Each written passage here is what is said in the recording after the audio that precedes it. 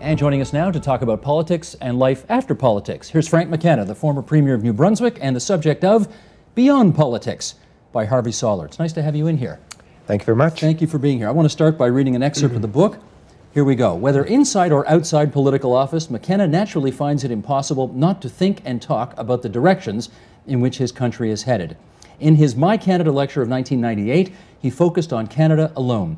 Today, however, his focus is much more on Canada's role in the world. The need for daring and skilled leadership is at the core of McKenna's vision of Canada's future as a world leader, and he longs for a role in it all.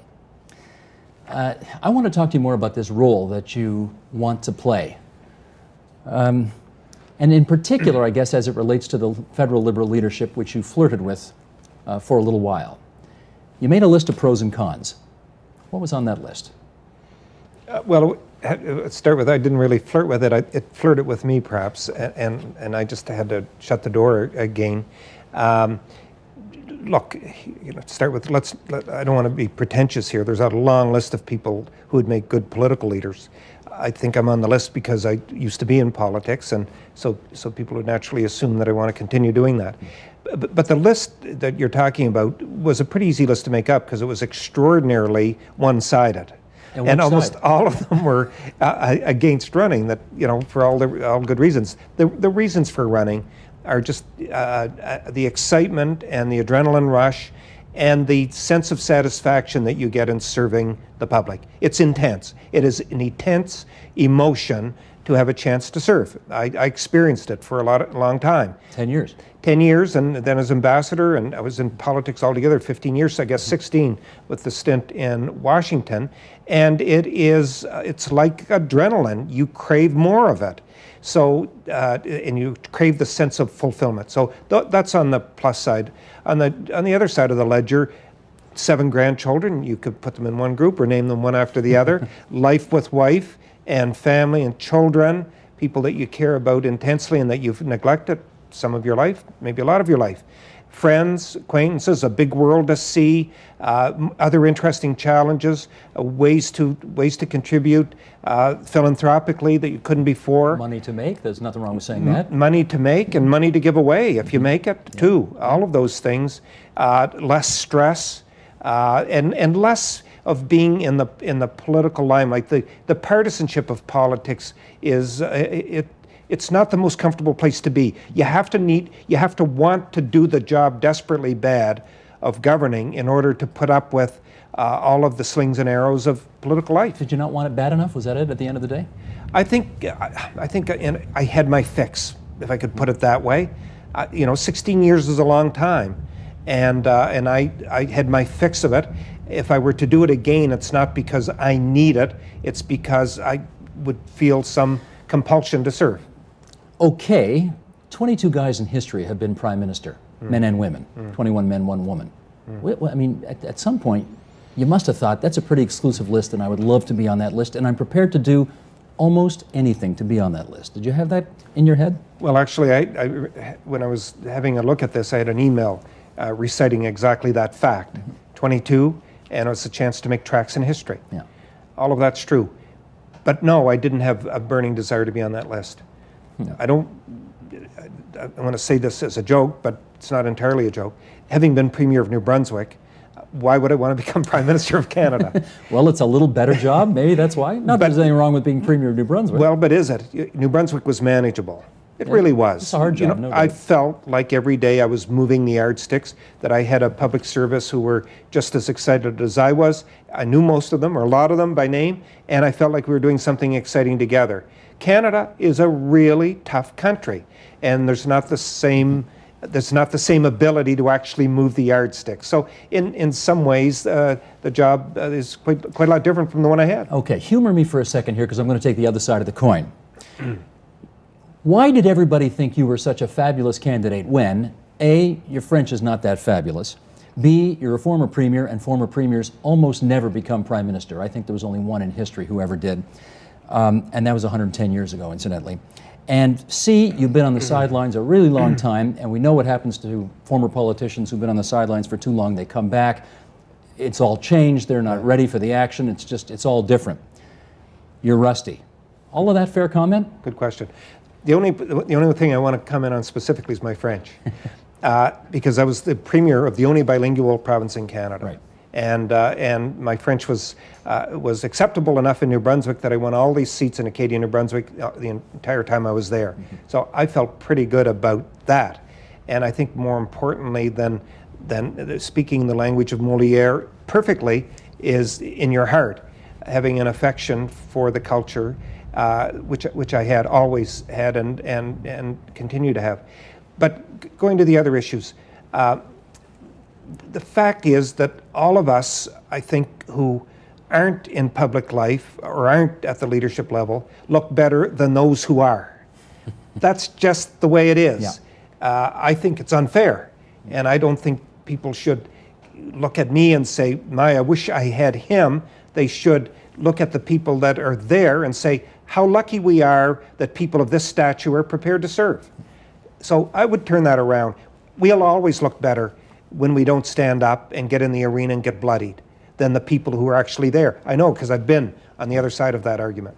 I'd like to talk about your Catholicity, if I can, for a bit here, because you have described yourself as being profoundly Catholic. What exactly does that mean? Well, I don't know what it means, and I don't remember saying I was profoundly Catholic. It's in here. But if it's in Harvey there, quotes, it's in here. It could be. Mm-hmm. I'm Catholic in the sense that I come from a long history of Catholics. It's a Catholic family, married to a Catholic family, and I was chosen. I was the chosen one, at least by my grandmother, out of the 8 in our family, to become a priest. Now, I had a problem. It became apparent that priesthood wasn't going to be for me as long as they were not prepared to allow priests to marry or enjoy the company of women. That was a deal breaker. It was, for me, it was. I mean, I could sacrifice a lot, perhaps, but that was a deal breaker. But I went off to university with a scholarship, actually, to consider the priesthood. But it was never seriously in the cards for me. But I'm a Catholic in the sense that I live within the church. I go to church, not as religiously as one should. My wife is much more faithful in that respect than I am, and we're from a family of Catholics. My cousin was a priest. My other cousin was a nun. And are you a cafeteria Catholic? I don't know what that means. Well, you know, like when you're at the cafeteria, I'll take a little of this, a little of that, a little of this, but I don't want everything. Maybe. I can tell you there's a lot of things that I disagree with in the church. Like what? Well, I disagree that, this is not a direction we should be going in this interview, but Too late. I just believe that the role of women should be very different. I believe that priests should be able to marry. I don't agree with some of our views on some of the moral issues. So, I would be a disagreement on many of those things. But at the end of the day, I like the social message of the church, and I love the neighborliness, the love thy neighbor and look after thy neighbor in the community and that sort of thing. And I live in a community now in Capillet where I think it's fair to say everybody's Catholic. It's a small French fishing village. Everybody's Catholic and everybody goes to church, and we enjoy the camaraderie of the people who live there. Boy, if the Pope were here, I think he would say that's not profoundly Catholic, that's profoundly heretic. Well, I think he would disagree with me on some of those issues. I think he might, yeah. But I think it's probably not a good argument to get, but I think an awful lot of modern Catholics would agree with me that we would all love to see some change in the church. Let's talk about whether we're going to see some changes with Canada in this world that I know you have a great interest in. We once had, I think, the clout of a fairly influential middle power, and the expression always was, Canada punches above its weight. Do we still, in your view? I think that we've gone through a metamorphosis. We after the Second World War, we had the third or fourth largest army in the world. Mm-hmm. And we had a major role in that war, and so we had influence. And of course, we ended up being involved in peacekeeping in a very profound way, and we ended up winning a Nobel Peace Prize for that. We've slipped down to 34th, I think, in the world in peacekeeping. Bangladesh has more peacekeepers at recent count than we did, and many other countries in the world. So I think that for quite a stretch, we talked the talk but didn't necessarily walk the walk.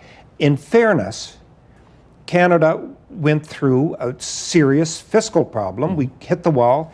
Wall Street Journal said we may be close to third world status as a country, and it hurt us deeply, and we ended up cutting back in a number of areas, including foreign aid, if you like, and defense expenditures and so on. I think that naturally ended up reducing our influence in the world. Our role in Afghanistan, amongst other important reasons for being there, has highlighted our role in the world, and it's well appreciated and admired by others. I was at a conference, a Bilderberg conference, where people from all over the world come and debate issues, and very influential people. And the moderator made a point of standing up and saying, of all the people in this room, I want to thank Canada for their leadership role in Afghanistan. Well, that's good to hear, but General Rick Hillier was in that chair a few weeks ago, and he said Canadians for decades have talked about how we're going to be the stars of soft power, but you can't exercise soft power in a hard world, and we live in a hard world today. Is he right about that? Yeah, I think so. He works with me at the bank at TD, so I have to agree with Rick. You don't have to. Yeah, but he's right in that for a long time we've talked the talk, but when the bill came, we headed for the washroom. And I think more laterally, starting under Paul Martin, continuing under Stephen Harper, we have been taking a more prominent role in terms of building up our armed forces and in terms of having influence in that sphere around the world. The one thing that we haven't done is increase foreign aid significantly. And that's not to say that noble efforts aren't being made. They are. We do some things very right. But we're a very wealthy country, and we haven't always practiced what we preach in terms of sharing that wealth. You can't make a little Freudian slip like that without my following up. Do you know the Prime Minister really well? I know him well enough to say, hello, Prime Minister. And well enough to call him Steve? No. That's why I apologize for that. That's what I wondered. Because, yes. Of course, George Bush called him Steve. Yes, no, that's right. He should be called his appropriate name. Okay. You've said that you can see yourself in a role of, quote, a Canadian patriot who could help broker national resolutions to issues. That's something that still puts wind in your sails. Can you give me an example? Yeah. By that I mean more that I'm trying to make the case you don't have to be at the center of it all in order to have influence in the country. You don't have to be a premier prime minister in order to contribute. People contribute in 1,000 different ways. I feel like I contributed by going to Haiti on several missions with Matt Damon and President Clinton and bringing the message of Haiti and their desperate need to the world. I felt like I profoundly contributed to that debate. I feel like I contribute when I do other third world poverty missions. I feel like I contribute when I contribute to the HST debate in Ontario, having actually implemented an HST program in our province and having seen the very satisfactory results of that and seeing New Brunswick's unemployment rate drop in two, literally, in the last 10 or 12 years. But you're being influential here, you're contributing, right. But you're not the decider. That's correct. And I've accepted that as my fate. I know I won't be the decider now, but one can contribute. Contribute by talking about public policy issues. You don't have to be hogging the attention in order to contribute. Look, we got tens of thousands of people, hundreds of thousands, millions who contribute by their involvement in volunteer organizations, by caring for relatives at home, by doing countless numbers of things in their community. We don't all have to be Prime Minister. No, I understand that, but my hunch, I don't know you that well, but I think I know you well enough to know that what would really turn your crank is some major national urgent issue that the PM calls you up one day and says, Frank, I need you to help solve this for me. What would that issue be? Look, I don't know. I can't even speculate, and I'm certainly not inviting a call like that. Okay, moving on. Party politics. Brian Mulroney once did an interview with him a long time ago for a book, actually, that I got the title of from you. I don't know if you know this, but the first book I wrote was called The Life. Oh. The Seductive Call of Politics, and I got it because I interviewed you for that book. Okay. And you said, God, Steve, I missed The Life. And The Life, anyway, that stuck with me. Brian Mulroney made the point that every time his party had a really bruising leadership convention, they ended up winning the next election. And every time they had a coronation, not every time, but most times, they didn't do so well. And this takes me back, of course, to the Liberal Party of Canada today. Michael Ignatieff essentially inherited the leadership after Stéphane Dion stepped down. And I wonder if you think, in hindsight, that might actually handicap rather than help him. No, I don't think so at all. I mean, we had a very bruising convention when Stéphane Dion was chosen. That didn't help him very much. No, I don't disagree with Brian Mulroney's recount of history, but I don't think it's prophecy here. I think that that Michael Ignatieff would not be better served having gone through a bruising leadership campaign. He went through one the first time. I think there's some growing problems there, but I've got a lot of confidence in him. I think we're lucky to have him, and we have to be really careful as Canadians. We can't ask of people to serve in public office and then turn around and demean them and attack them when they do.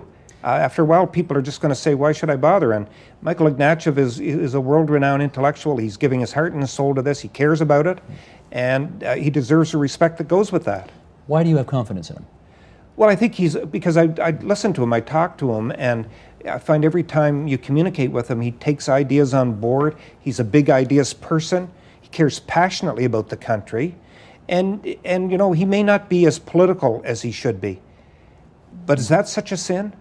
Most Canadians would wish that we had people who are more statesman-like sometimes than more political in office. No, fair enough, but he's, let me just go through a short chronology of things here. You know, a few months ago he was saying, Canadians despise this government, we need to do whatever we can to get this government out of office, and we're going to vote no every single time.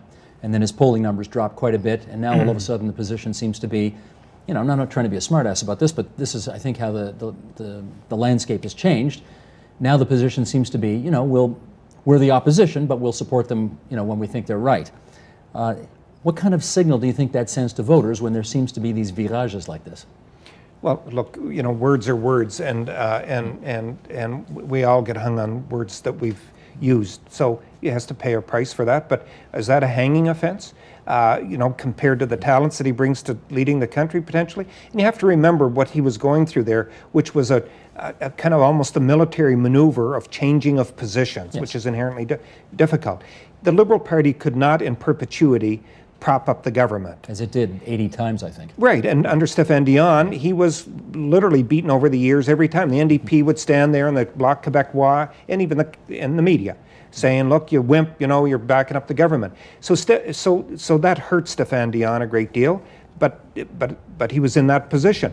And so Michael Ignatieff had to change his position to the point where he is the opposition, and the other parties can decide whether they want to support the government or not. So he's successfully reestablished, you know, the Liberal Party as the opposition. It was changing of the guard, so to speak, and during the course of that, there's no doubt that we took some collateral damage. So what's his biggest challenge today then? Having established himself as the official opposition and the government in waiting, if he gets that lucky, what's his biggest challenge today? Well, he's working systematically through the issues. I think fundraising, you know, a political party marches on its belly, the same as an army does.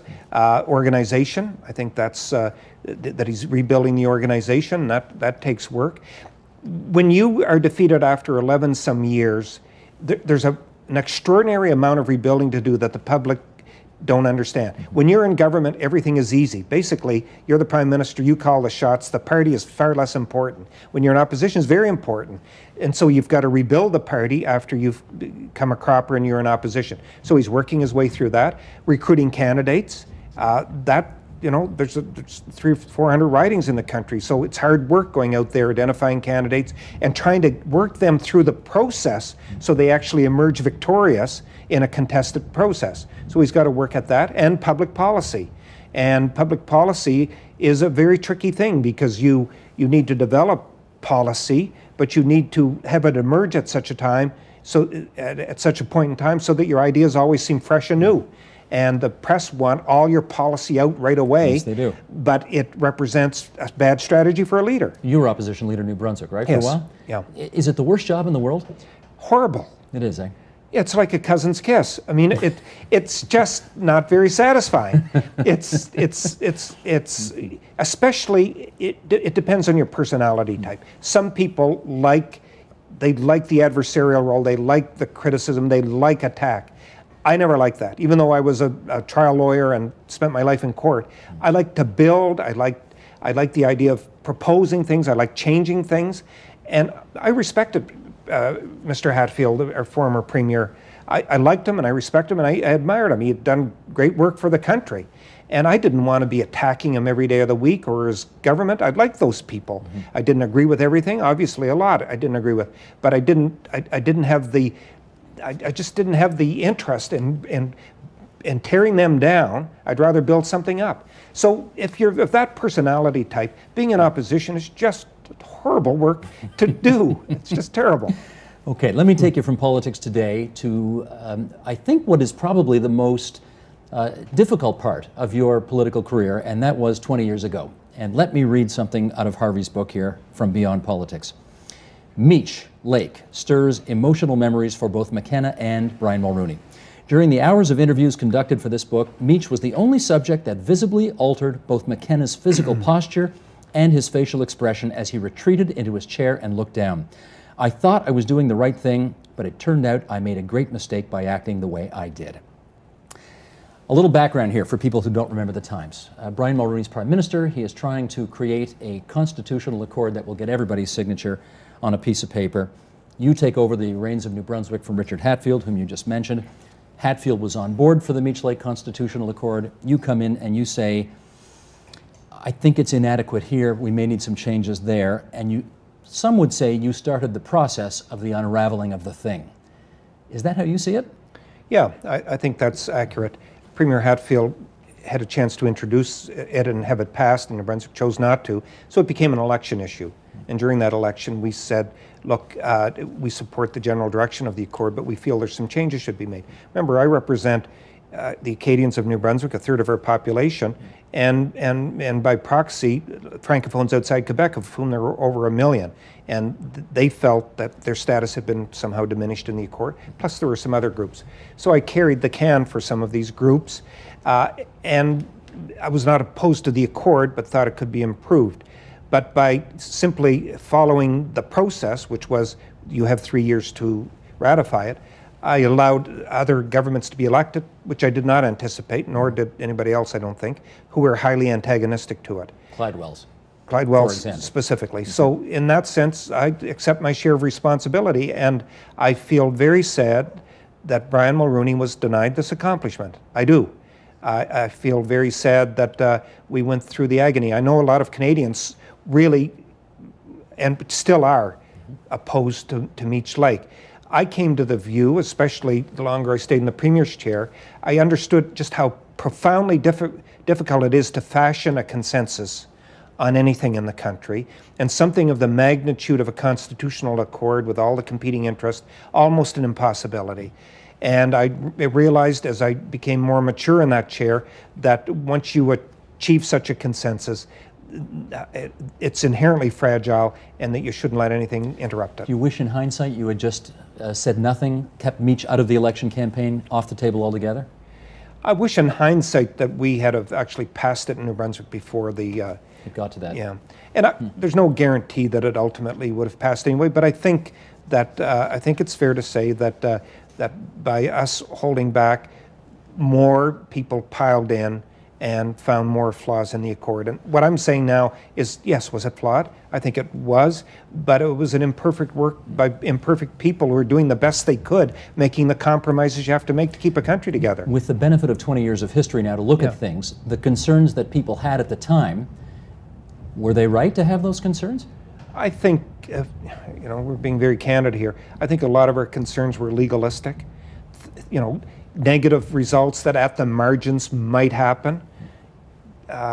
Do I think the country is falling apart because we don't have Meech? No. That's the other thing that should be noted. Mm-hmm. I don't feel like I can't sleep at night because the country has gone to hell. But we might have avoided a referendum in 1995 where the country almost did go to hell. That's correct. That's correct. But my feeling is this, that Meech would have solved things, a lot of things, but not in perpetuity.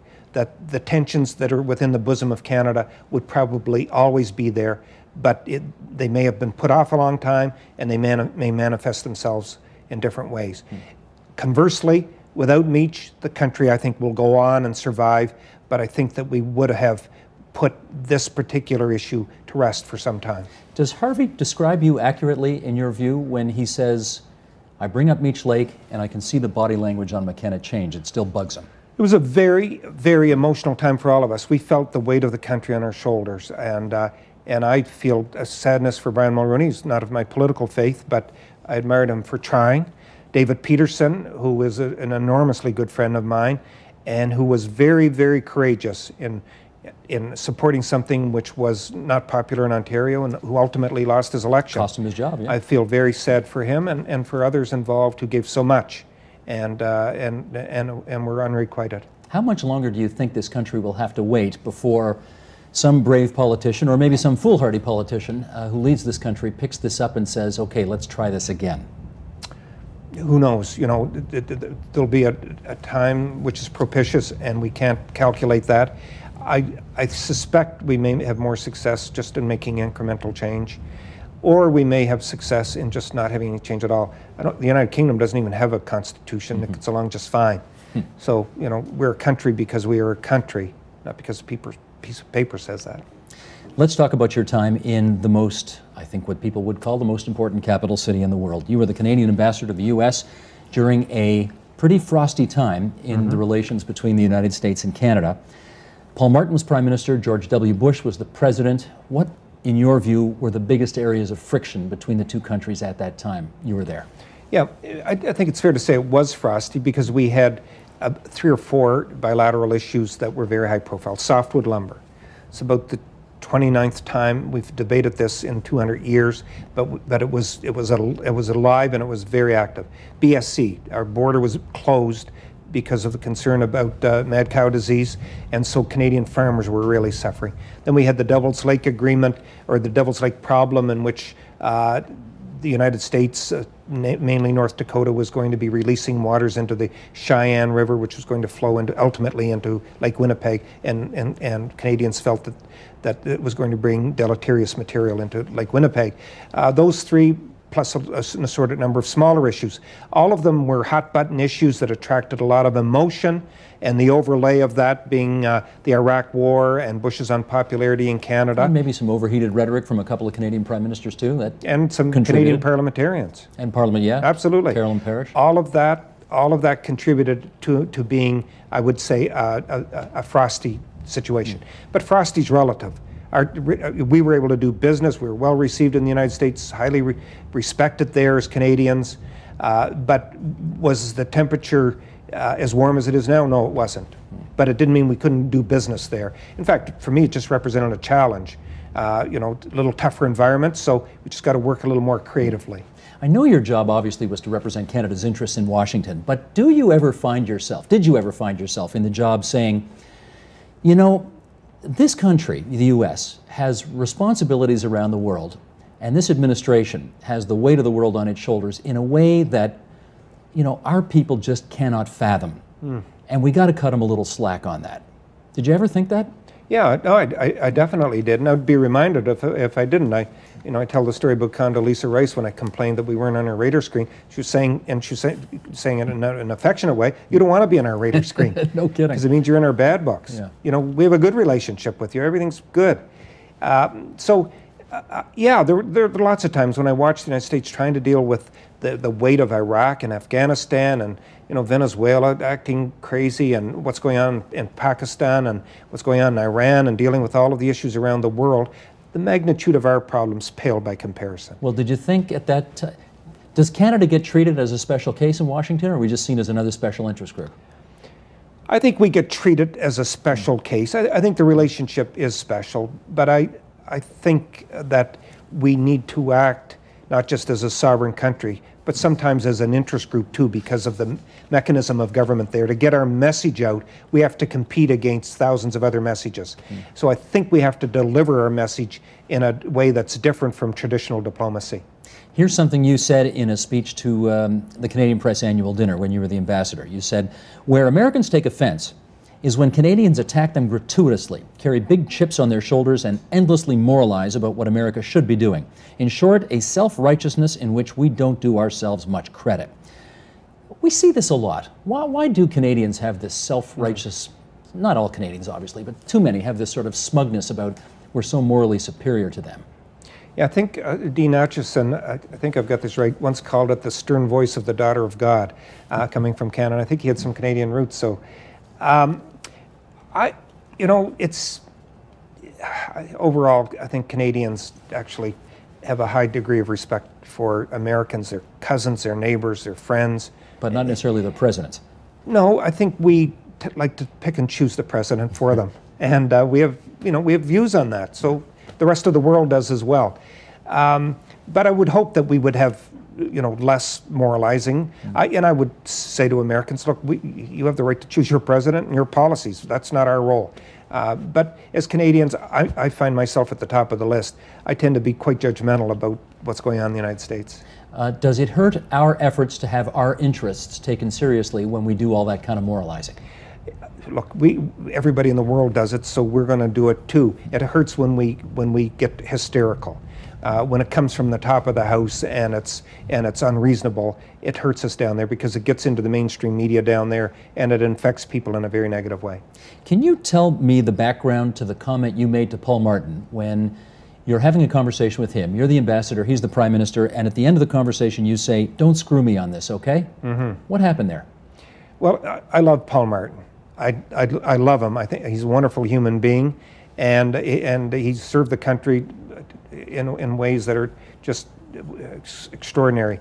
But on this one, it was when I was lining up to accept the role of ambassador, and I wanted to make sure if I went down there that I was going to have Canada behind me, and we wouldn't be throwing stones over the fence. And one of the particular issues that I'd identified months before I went was ballistic missile defense. He had said in the campaign he was going to do it. He got into a debate during the debate saying, look, this is why we have to do it. It's part of the platform. He's going to do it. And I just said, it's kind of a hot button issue. Are you going to do it? And don't screw me over on this. And he did. It's politics. That's politics. No, really, but then he did. Yeah. And what did you do after that? Well, I just sucked it up. You don't get to him on the phone and you say, I thought you said you weren't going to screw me over on this. Yeah, but we're big boys. I was angry, pissed off, if you want to know the truth, and did a little yelling and everything. But then it's over, and we work together and we try to solve softwood lumber, which we largely solved, and Devil's Lake and BSC and the other issues. I understand he's got things pushing him and his party that are different from my priorities. Let me ask you about George W. Bush. You said you liked him personally, but obviously his political agenda you weren't on side for. How does the ambassador make a distinction between a guy who he doesn't mind having a beer with and a guy who he thinks is just fundamentally taking the world in the wrong direction? An ambassador doesn't. But I wasn't a very good ambassador. So I'm speaking as somebody who was there in the role of ambassador, but with a more political bent. Yeah, I liked him. He's a good guy. I entertain him a lot now. I do speeches with him. I had him at the annual event that I host in the summer, and I'd like to say we're good friends. You moderated the Clinton-Bush thing? And I moderated that, and I've done a number of events with Bush, and I like him. He's a very folksy guy, and he's a good guy. But do I agree with the right-wing Republican agenda? I can't honestly tell you I do. So how can you like a guy as much as you do when you think he's just so bloody wrong on so many things? Well,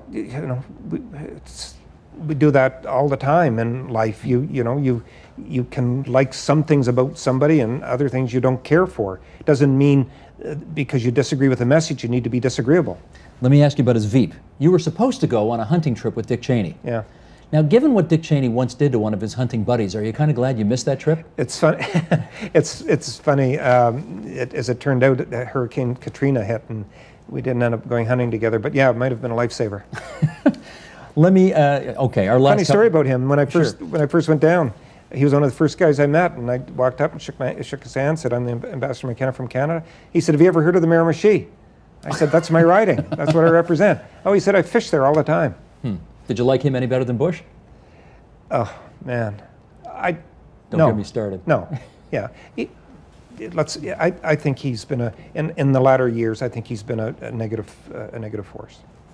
Let's just in our last minute finish up with this. When you were the Premier of New Brunswick, this is still amazing all these years later, you won every single seat in one election. Right. Every single seat. There was no opposition. And I remember asking you for that book I wrote, were you euphoric on election night because you ran the table? Right. And your answer was surprising to me. You said, no, actually, it really concerned me. How come? I was terrified because I knew that instantly everybody would wake up the next day and say, how are we going to correct this situation? This is an affront to democracy. It wasn't. It was an exercise of democracy, but I knew people would try to fix it. So my fear was that everybody in the next election would run to the other side of the boat in order to try to correct the vote, and that we might be in trouble. As it turned out, it came within a handful of votes, maybe 500, of winning all the seats the next couple of elections. So I was lucky. I ended up with pretty good support. But we really went out of our way to respect the fact people had given us that mandate by introducing a number of mechanisms that would give people voice, opposition voice. And I never for 1 minute took for granted the fact that I didn't have an obligation to provide that voice. And I know you've been asked this a million times, so this is 1,000,001. Are there any circumstances you can conceive of which would have you put your name on a ballot again in your future? I don't see any, no. Is that a hard no? It's the best no that I have. I mean, I don't foresee any circumstances of that nature. You'll never run again. That is my intention, not to run again. It's been my intention ever since I left. See, I love that answer because it's not a hard, and it says a lot about politicians or ex-politicians that they can't really say no under no circumstances, never, never, never. They say it's not my intention. Well, look, I've been saying no ever since I left public office. I said I left with the intention of not returning, and I haven't returned in spite of some overtures, so I don't know why anybody would not believe me now. I said I'd leave after 10 years. I left after 10 years. I said I wouldn't be running again. I haven't run again, so the answer is no. You asked me, are there any circumstances? The answer is no. I love the life I have now, and I admire the people who are leading now. But circumstances change and people change their minds. I'm just saying it. All right. The name of the book is Beyond Politics. Frank McKenna has been our guest. Thanks so much. All right. Great to have Thanks, you here Steve. tonight.